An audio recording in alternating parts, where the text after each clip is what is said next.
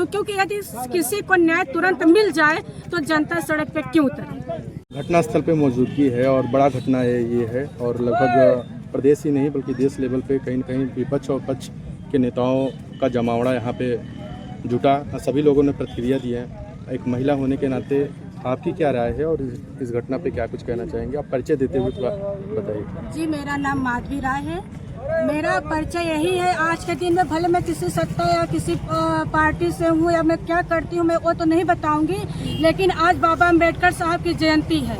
उस तरह से मैं एक भारत की नागरिकता होने के साथ, एक नागरिक होने के साथ मैं चाहती हूँ कि हमारे क्षेत्र में इस तरह से जघन्य अपराध जो बार बार किया जा रहा है, मेरे भारत में शोषित वंचित के साथ इस तरह से जो दमन किया जा रहा है, उनको फूंक दिया जा रहा है, उनको मृतक के घाट पर उतार दिया जा रहा है, ये हमारे कहीं न कहीं हमारे सरकार की नाकामी है।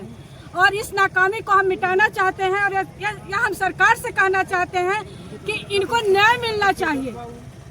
इसलिए न्याय मिलना चाहिए। कड़ी जिस तरह से योगी बाबा कहते हैं कि हम इस तरह से जघन्य अपराध कोई करता है या संविधान का अवहेलना करता है तो मैं तुरंत उसके ऊपर बुलडोजर चलाऊंगा और उसको न्याय के तहत उसको फांसी पर लटकाऊंगा। तो मेरा योगी बाबा से यही निवेदन है, इन मजदूरों के साथ, इन बुजुर्गों के साथ जो उसकी माँ रो रही थी, उनके साथ मेरा कहना यह है कि उनको न्याय मिले और ऐसी कृत्य ऐसा उनको सजा दिया जाए तो दोबारा ऐसा कृत्य करने के लिए कभी जनता सोचे न, चाहे जो भी।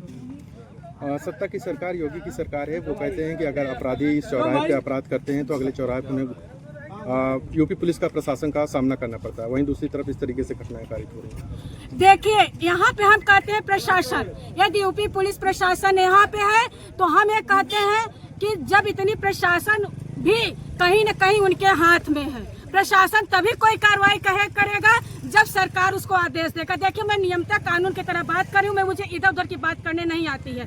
यदि प्रशासन का काम, पुलिस का काम है कि अपराधियों को पकड़े और संविधान का काम है, कोर्ट का काम है कि उसको सजा दे।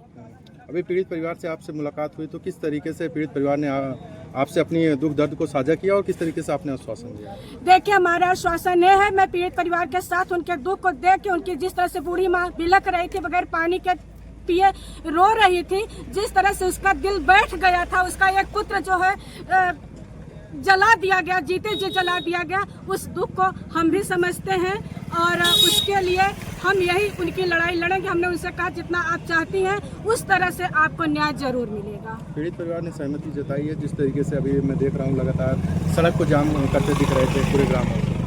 देखिए, सड़क पे जाम करने का कारण हम अपने मतलब इस तरह से अपने पब्लिक को या उनके पीड़ित के परिवार को मैं दोषी नहीं देना चाहती हूँ, क्योंकि यदि किसी को न्याय तुरंत मिल जाए तो जनता सड़क पे क्यों उतरे। अपने परिचय दे दीजिए। मेरा नाम माधवी राय है। बहुत बहुत शुक्रिया बातचीत करने के लिए। Thank you.